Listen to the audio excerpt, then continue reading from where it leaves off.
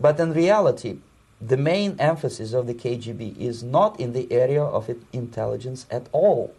According to my opinion and opinion of many defectors of my caliber, only about 15% of time, money, and manpower is spent on espionage as such. The other 85% is a slow process which we call either ideological subversion or active measures, активные мероприятия in the language of the KGB, or psychological warfare.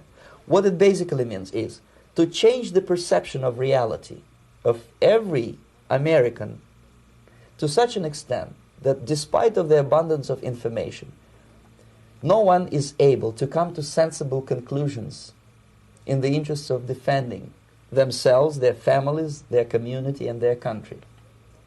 It's a great brainwashing process which goes very slow, and it's divided in 4 basic stages.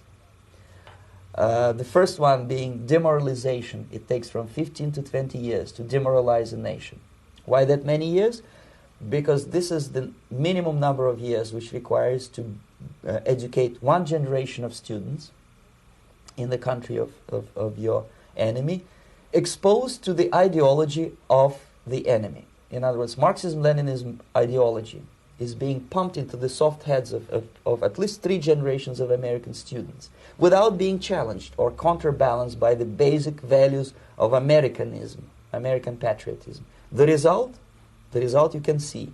Most of the people who graduated in the 60s, dropouts or half-baked intellectuals, are now occupying the positions of power in the government, civil service, business, mass media, educational system.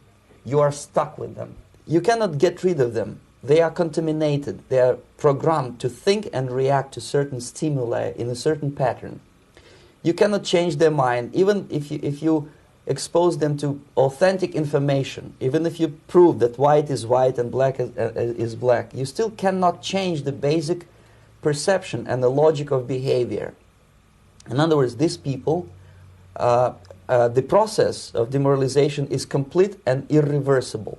To get rid society of these people, you need another 20 or 15 years to educate a new generation of patriotically minded and common sense people who would be acting in favor and in the interests of the United States society.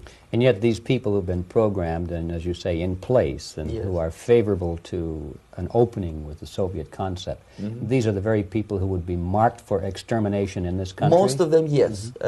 Simply because the psychological shock when they will see in future what the beautiful society of equality and social justice means in practice, obviously they will revolt. They will be very unhappy, frustrated people, and the Marxist-Leninist regime does not tolerate these people.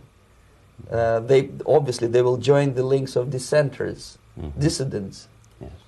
Unlike in present United States, there will be no place for dissent in future Marxist-Leninist America. Here you can get popular like Daniel Ellsberg and filthy rich like Jane Fonda for being dissident, for criticizing your Pentagon. In future, these people will be simply squashed like cockroaches. Nobody is going to pay them nothing for their beautiful, noble ideas of equality.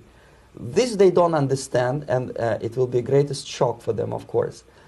The demoralization process in the United States is basically completed already.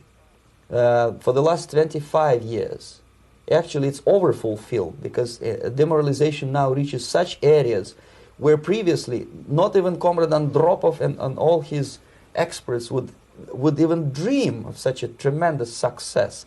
Most of it is done by Americans to Americans, thanks to lack of moral standards. As I mentioned before, exposure to true information does not matter anymore. A person who was demoralized is unable to assess true information. The facts tell nothing to him. Even if I shower him with information, with authentic proof, with documents, with pictures, even if I take him by force to the Soviet Union and show him concentration camp, he will refuse to believe it until he is going to receive a kick in his fat bottom.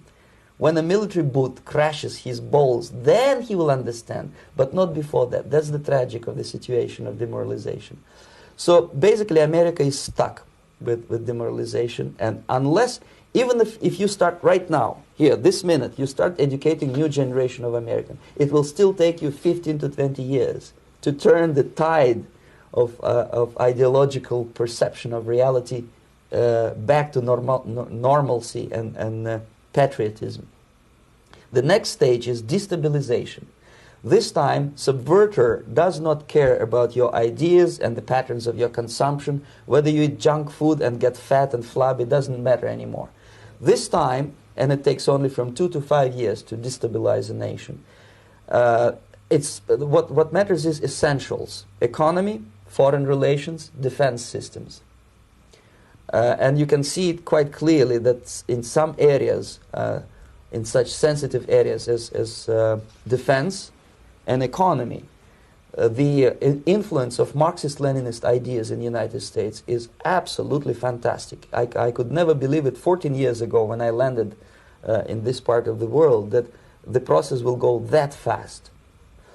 The next stage, of course, is crisis. It may take only up to 6 weeks to bring a country to the verge of crisis. You can see it in Central America now. And after crisis, with a violent change of power, structure, and economy, you have so-called the period of normalization. It may last indefinitely. Normalization is a cynical expression borrowed from Soviet propaganda. When the Soviet tanks moved into Czechoslovakia in '68, Comrade Brezhnev said, "Now the situation in brotherly Czechoslovakia is normalized." This is what will happen in the United States if you allow all these schmucks to bring the country to crisis.